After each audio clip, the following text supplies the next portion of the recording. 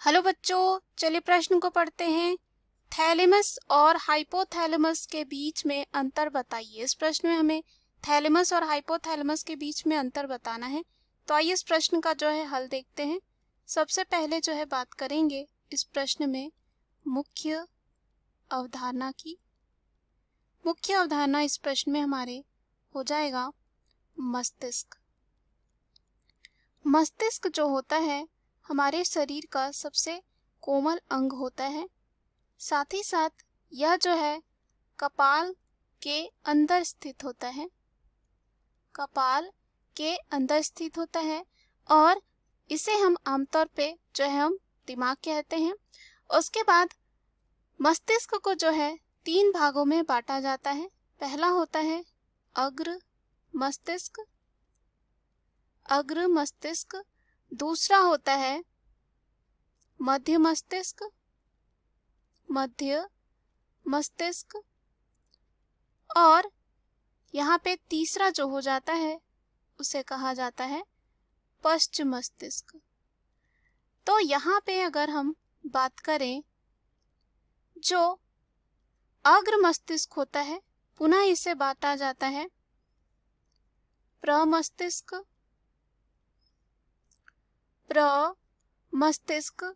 और दूसरा होता है यहाँ पे अग्र मस्तिष्क पश्च, मस्तिष्क पश्च। तो यहाँ पे क्या होता है, जो प्रमस्तिष्क होता है वो मस्तिष्क का सबसे बड़ा भाग होता है।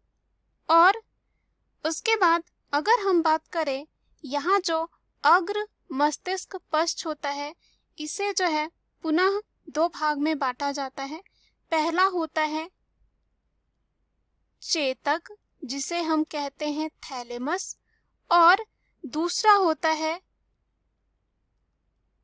अधचेतक जिसे हम कहते हैं हाइपोथैलेमस। तो आइए ये दोनों क्या होते हैं इसको देखते हैं।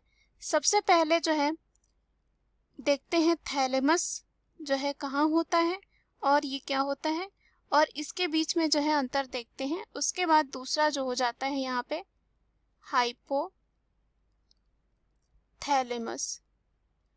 तो अगर हम यहाँ पे बात करें थैलेमस की, तो थैलेमस जो होता है, थैलेमस की बात करें तो थैलेमस क्या होता है, यह जो है धूसर द्रव्य से बना एक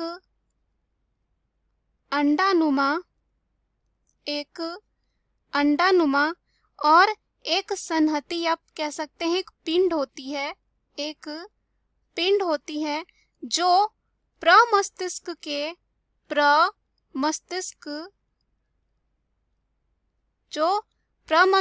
के नीचे बीच में स्थित होता है।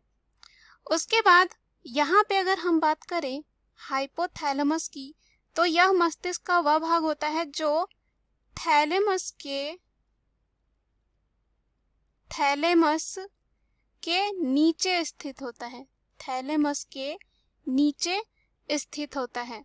उसके बाद अगर हम बात करें यहाँ पे थैलेमस की, तो यहाँ पे कुछ संवेदी जो है आवेग होते हैं, और उदाहरण के लिए जैसे कि पीड़ा, सुख इत्यादि के लिए जो है प्रसारण केंद्र का काम करते हैं जो प्रमस्तिष्क को जाती है।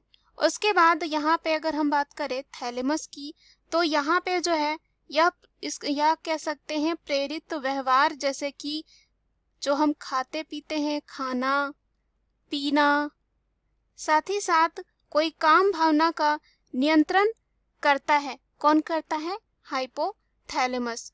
उसके बाद यहाँ पे जो हाइपोथैलेमस होता है ये अपने नीचे जो पीयूष ग्रंथि होता है उसके स्रावन का नियंत्रण करता है।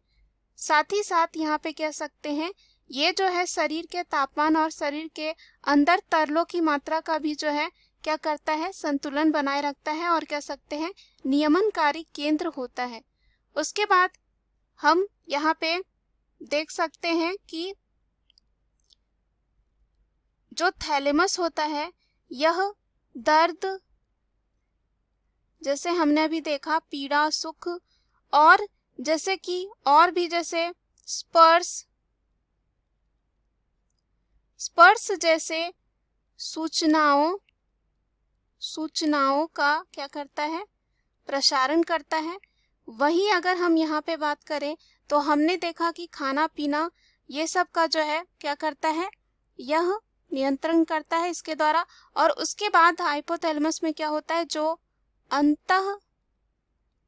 अंतःस्रावी तंत्र होता है उसको नियंत्रित करता है। और इसमें हमने देखा कि शरीर का तापमान और शरीर का कह सकते हैं ताप, साथ ही साथ सोने, थकावट और साथ ही साथ लैंगिक संभोग आदि को जो है ये नियंत्रित करता है। मुख्य अवधारणा के आधार पर हमने सिद्ध कर लिया है कि थैलेमस और हाइपोथैलेमस के बीच में अंतर क्या है। आशा करती हूँ यह उत्तर आपको समझ में आया होगा। धन्यवाद।